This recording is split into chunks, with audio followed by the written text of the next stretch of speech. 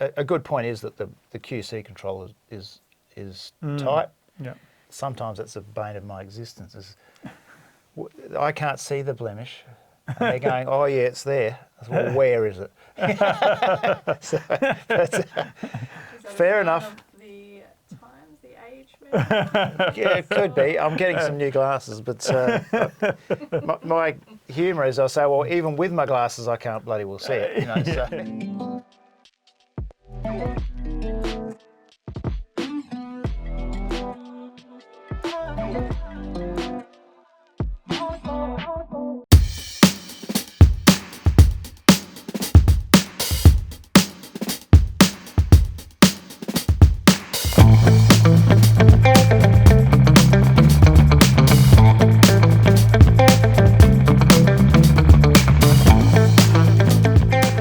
Folks, we're now in the MX40 room here at the Krix factory, and we've been lucky enough to steal Ashely Krix, one of the co-owners here, away to do a bit of an interview with him. So, hello Ashely, thanks so much for the time. G'day, as we say down in Australia. Yeah. How are you? Good.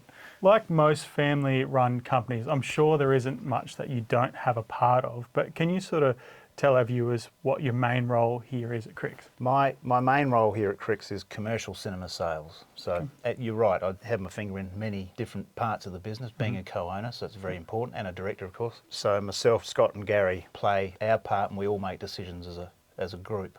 Okay. Which is very important, so we all get on very well. But my main role is commercial cinema sales, although I do some consumer sales in certain parts of the world, so Southeast Asia and India, for example. And is the commercial side of Krix the larger proportion of the business, or is it an even share between domestic and commercial? Pretty even, you know, Yeah, generally, okay. although during COVID and after COVID, commercial cinema has been struggling a bit, but because cinemas were shut, so builds weren't occurring. Sure. Although during COVID, of course, for us as a business, we did very well. With that, our dealers did exceptionally well. But commercial cinema was different. So now it's starting to come back. There are green shoots. Some of the trade shows have been very promising. So that's now back on the rise. But generally speaking, it's around about half. Sure. I suppose one of the benefits of being in both commercial and domestic is if people aren't going to the cinemas as such, they're wanting the cinema at home, and at least you're there to be able to provide that as well, you know. Well, that's right. It's a fantastic market, and particularly overseas, of course, in other countries, including Europe, and we have a warehouse there now. The high-end home cinema, or just the home cinema market, has been growing rapidly. But your point on having fingers in both parties, commercial cinema and home cinema, what you want at home is the commercial cinema experience at home. So our experience in commercial cinema bleeds into the home cinema market. Sure. Hence the MX series is really commercial cinema, high SPLs that you can have at home. It's shallow, it's easy to install, it's modular, but with no compromise on performance. I suppose a big question that a lot of consumers would want to know is, can you create a better experience in the home than you can at a commercial cinema? I would say yes. Yeah, sure. Because, I mean, I guess people at home have financial constraints, but obviously, yeah. But essentially, you can do better. You can do acoustic treatments. You can make the chairs like this. I think you can actually probably do slightly better at home. I think just the seating alone is worth doing it at home personally. So much more comfortable. That's right. Your electric recliners and beer coolers. And, you know, how good's that? Yeah, absolutely. All that said, of course, is that there's nothing quite like the commercial cinema experience. Big screen, big sound, provided it's a good one, I think. And you know, there are many around there that are very good. Absolutely. Well, it's a day out too, so it's a completely different experience, isn't it? 100%.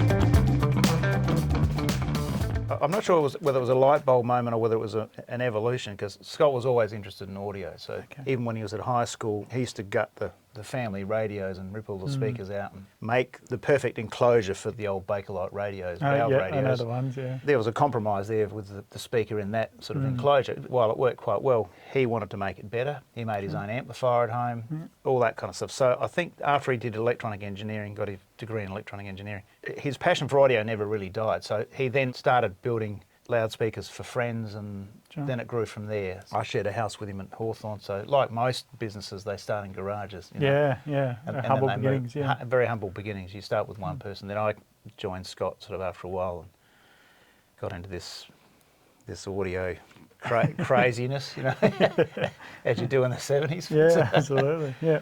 And the passion is still with us, really, and that's why. I mean, our grandfather had a saying that, you know, if you're going to make something, make the best you can. That was his philosophy, and we've sort of carried that through. So, how did the commercial cinema side of the business come about? What, you know, was Scott friends with someone that owned a local cinema, and he said he can do better, or was it something more than that? It's an interesting story actually, because after Scott started building loudspeakers for friends, and then started building a small factory down here at Hackham, he formed a hi-fi shop to sell the product that he was building, which is quite clever, really. So he went into partnership with a friend, and in that shop window, there's the first speaker he made was this big green horn thing, which you may have seen in certain photos and images. And the owner of the Capri Theatre in Adelaide was driving past and noticed them and popped his head in and said he's got a sound system problem. He needs a better sound system. And at the same time, there was an acoustic issue. So Scott developed the infinite baffle wall as well. So that was 1980.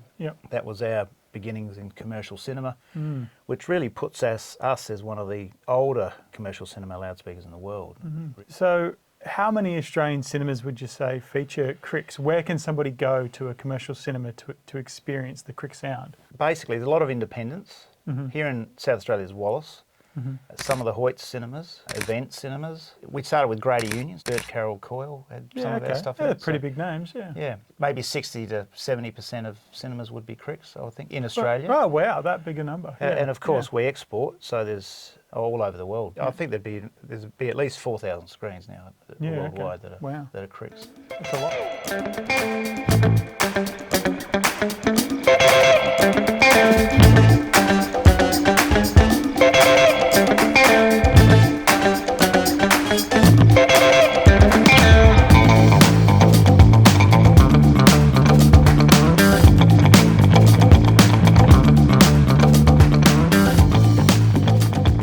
Ashely, what drives you to keep manufacturing local? Obviously, overseas they can do manufacturing at much lower cost. The labour costs are low. Yeah, it can be a challenge, but obviously we've made decisions not to be in a race to the bottom.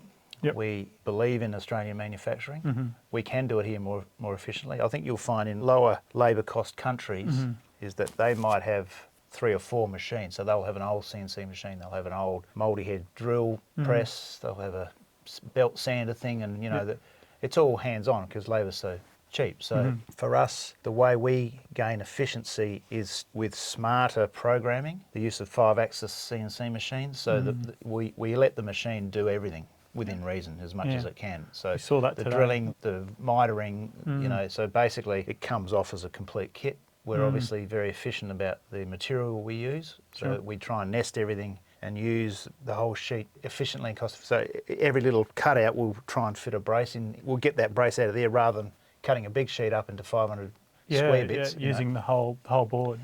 Use the whole board. I mean, some things we manufacture overseas. Injection moulding we don't do here. But all the wood cabinets we do here. And the other advantage, I think, with manufacturing here is we have complete control over it. We can make smaller quantities. I mean, if you're ordering product from overseas, usually you have to order higher quantities. You've got to order 300, 400, 500, you know. There are MOQs. We can make 2 of something, or we can make 500 or something. So, you know, so there are efficiencies and benefits with manufacturing here.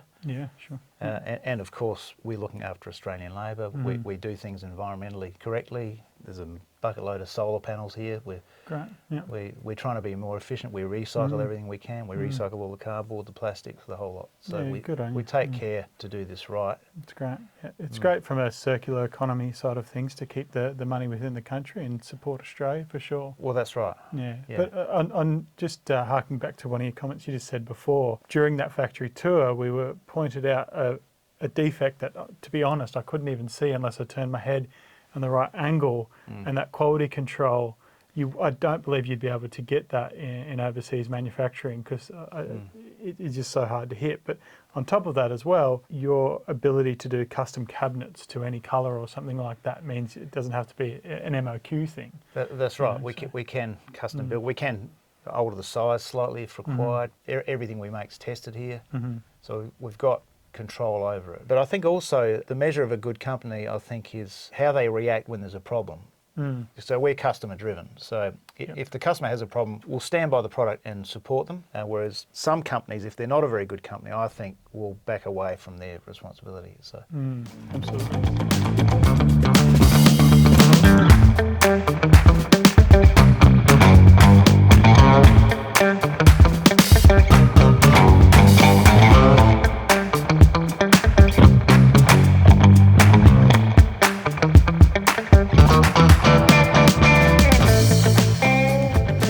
Market, there is literally a sea of speaker manufacturers out there.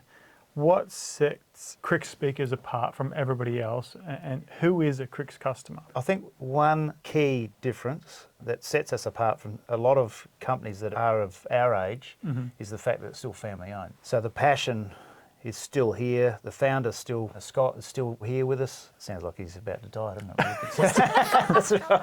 I think one of the key differences between us and other companies is that we want to make a good product. We're very customer driven, so we like to sleep well at night. If a customer gets upset, it's upsetting for us, you know. So that's not a good feeling. No, and we'd prefer that our product is well represented. It's our family name, so that's important to us. In answer to the second part of your question is who's a Krix customer? I think everyone's a Krix customer. I think anyone who appreciates good audio, someone who's not just after just bass or the tizzes and the basses, there's more to it. If you want to hear everything, you like music, you like movies, you appreciate good sound, good quality and longevity and reliability, that's a Krix customer. Another one of our sayings is buy it once. We have customers that come back after 30 years asking if we can fix stuff. And often we can, or we'll certainly try, you know. Yeah, well, just the other day I actually went to a customer's house who lives, on the water, literally,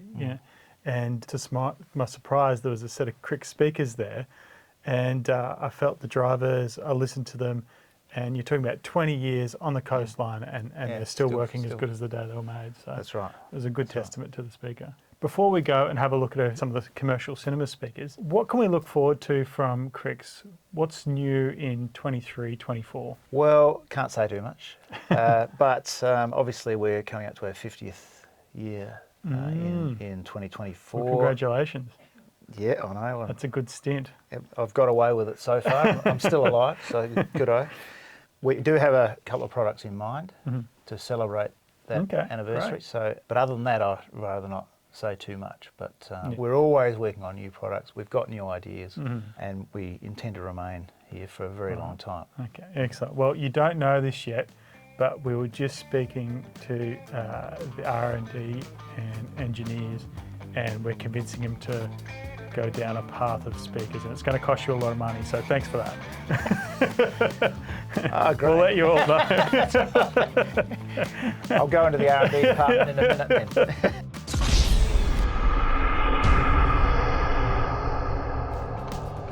Well, I think that just about wraps it up. Ashely, thanks so much for your time. It was a pleasure, and we look forward to working with you even more in the future. Well, thanks very much for taking the time to visit us. My pleasure. It's very good to have you here. Cheers.